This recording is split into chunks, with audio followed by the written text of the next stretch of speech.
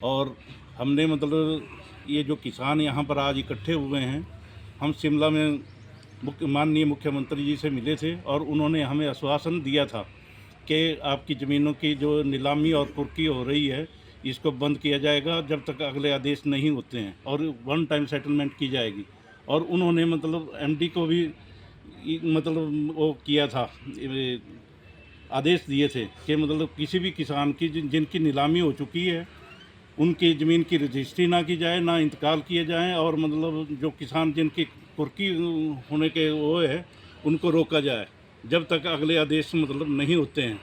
लेकिन हमारे यहाँ ज़िला बिलासपुर के अंदर जो बैंक मैनेजर हैं और जो उसके सहयोगी हैं रिकवरी वाले, उन्होंने आज भी इन सबको मतलब वो दिए थे, ये नोटिस भेजे हुए हैं कुर्की के, और अंदर बिठा के अभी तो एक हमारा किसान अंदर बैठा हुआ था, जब हम वहाँ पर मिले तो उसको तो मतलब धमका रहे थे कि 3 घंटे के अंदर वो मतलब 2.5 लाख रुपए अभी जमा करवाए, जबकि वो 10,000 रुपये जमा करवा रहा था तो उसको भी लेने से इनकार कर रहे थे।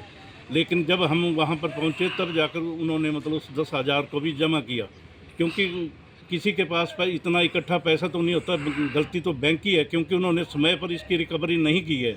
अगर वो समय पर रिकवरी करता तो आज मतलब 5 लाख का 25-25 लाख नहीं हो जाता। तो इस तरीके से इन्होंने मतलब किसी को मतलब वो नहीं किया है, और ये सारा जो कमी है बैंक की है, और जो अच्छी ज़मीन है उसको सस्ते दामों पर बेचा जा रहा है, और मतलब इसमें बैंक की भी आपस में मिली भगत है। और ये बैंक जो है मतलब जो अच्छी ज़मीन है उनकी कुर्कियाँ निकाल के उसकी नीलामी कर रहा है, जो मतलब अकृष्ट ज़मीन है जो मतलब बेकार है उसके मतलब ये कोई आदेश नहीं कर रहे हैं।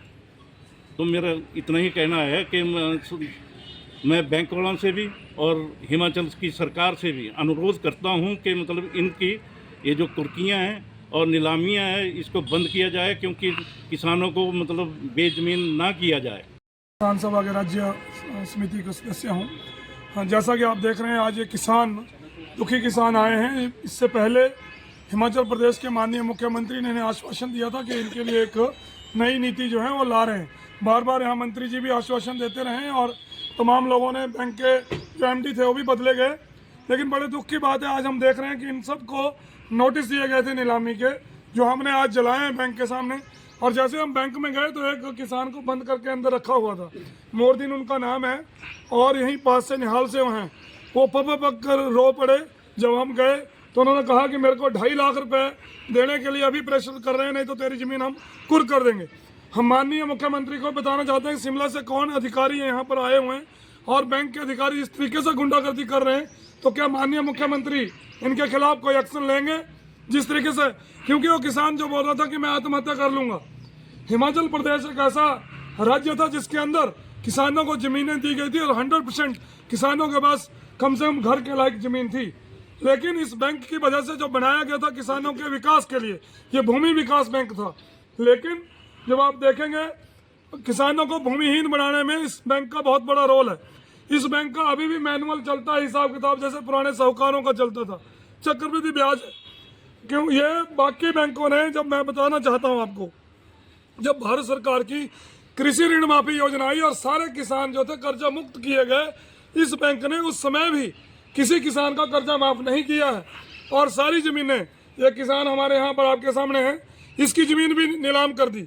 5 लाख रुपए कर्जा था, 22 लाख बढ़ा दिया, 26 लाख बढ़ा दिया, और अब वो जो है अगर ज़मीन वापस लेनी हो तो 55 लाख बोलो, जबकि 1 करोड़ की वो ज़मीन है।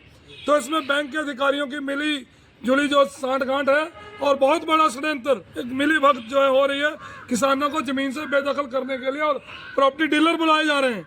तो हम ये बताना चाहते हैं मीडिया के माध्यम से सुक्खू सरकार को कि आप जागो। आप एक तरफ बोल रहे हैं कि हम किसानों के बेटे हैं, किसानों के मजदूरों के लिए कानून बना रहे हैं, लेकिन आप देख रहे हैं कि इन किसानों के हाथ में आज नोटिस थे जो हमने जलाए हैं, मीडिया के सामने हमने जलाए हैं। और उनको हमने कहा कि जब सरकार ने आपको कहा है कि रुकिए एक नई नीति आने तक, तो हम एक सरकार से निवेदन करते हैं कि आप इन अधिकारियों के खिलाफ क्या एक्शन लेंगे जो इलीगल तरीके से धमका करके किसानों से जो है वो वसूली कर रहे हैं, तो उनके खिलाफ एक्शन लिया जाए। नहीं तो किसान सभा आने वाले दिनों में आंदोलन का रूप जो है अख्तियार करेगी, और इसकी पूरी जिम्मेदारी बैंक के प्रबंधन और सरकार की होगी।